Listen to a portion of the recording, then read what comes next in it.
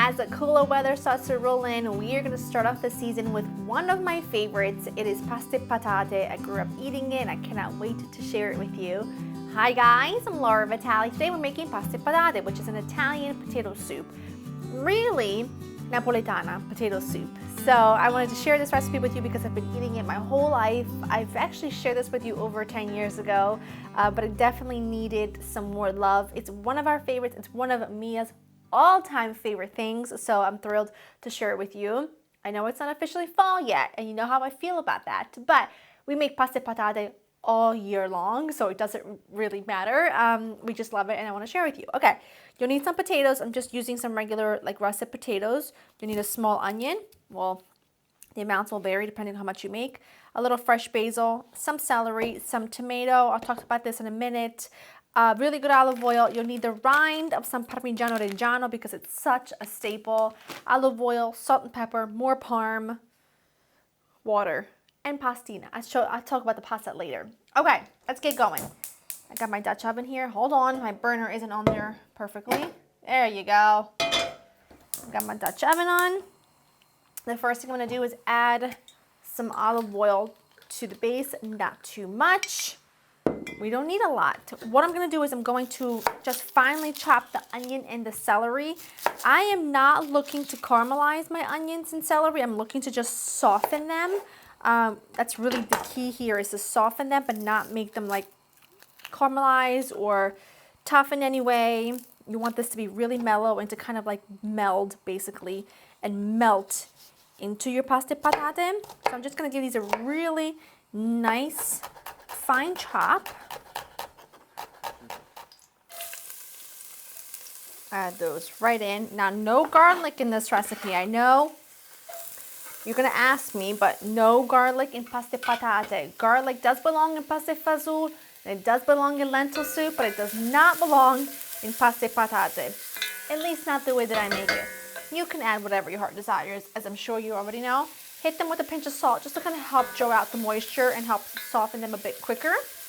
Now, for the tomato mixture, this is just homemade marinara sauce, which is just very simple. A clove of garlic, a little bit of onion, my homegrown tomatoes, basil, salt. That's all it is. I'm going to add a spoonful or two of this in here, but you can add tomato puree, you can add a little bit of tomato paste, you can add a little crushed tomato. As long as it's not like a heavily flavored sauce that's going to really compete with anything else.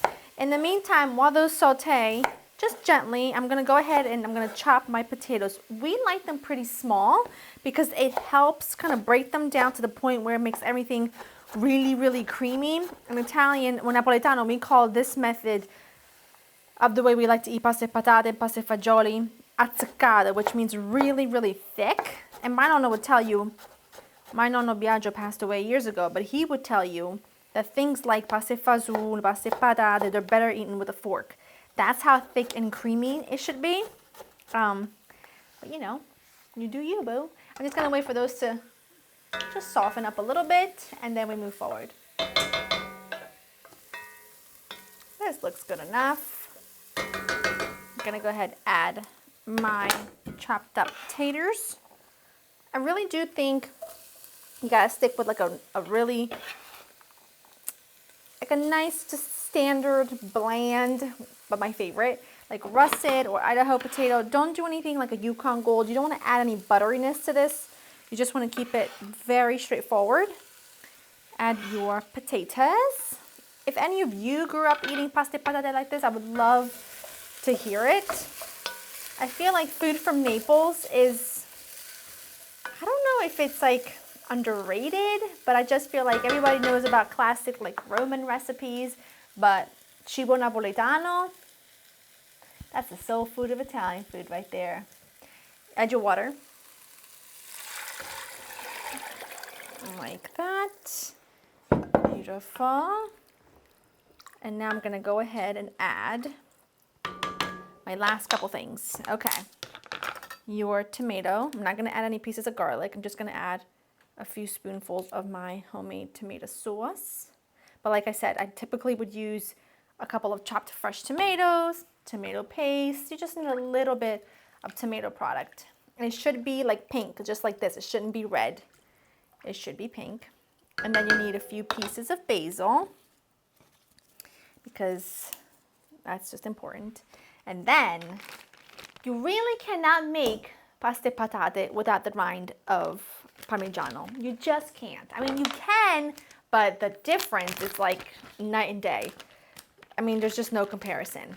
So you're gonna take a rind. I keep these in the freezer. Every time I buy blocks of parm, I buy the really big ones, and then I will cut the rind in like 2 by 2 inch pieces. That way I can just take one and just dunk it right in there. I'm not gonna add anything else right now. I'll add more salt later after I taste this, but all I'm gonna do now is just let this come to a bubble and then let it simmer partially covered until the potatoes are extremely tender.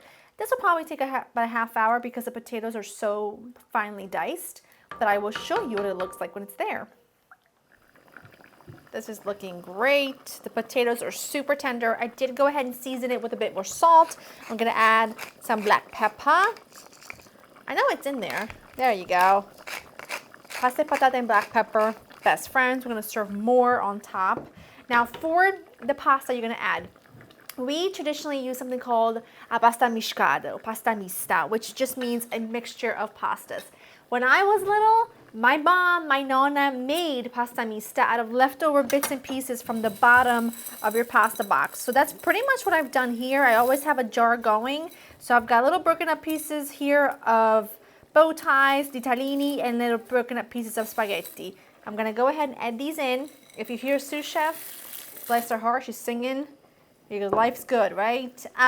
You can make it yourself. You can actually also buy pasta mista nowadays, which seems crazy to buy something that you can literally make from the broken up pieces at the bottom of the pasta box. But that's just gonna cook for about 7 to 8 minutes. You don't wanna overcook it because once it's pretty much al dente, I'm gonna cover it and let it rest. So once it's there, I'll show you what it looks like. That looks wonderful. It's thickened up really nicely. Now at this point, off the heat, lid on, 10 minutes. Smells so good. Get yourself some parm, get yourself a little basil, fresh black pepper, a little extra virgin olive oil, and we're that much closer to salivate and eating. Well, I'm already salivating to eating. Look at that, super thick and gorgeous. And the longer it sits, the thicker it's going to be. It's making my mouth just like water like you wouldn't believe. It is ready to be served. I'm gonna show you how I'm used to eating it. Look at that, so thick. My nonna would let it even sit longer uncovered and then eat it with a fork. Because he was the boss. Not really. My nonna has always been the boss. But he loved his good food, I can tell you that. Parm, fresh parm on top. It's an absolute must. Pasta e patate senza parmigiano non sa di niente. I mean, it tastes like nothing if you don't have Parmesan cheese in it, as my nonna would say. A few pieces of basil. Lots of black pepper. Lots. And then just a drizzle of, this is extra virgin olive oil. You see the color? Nice and dark.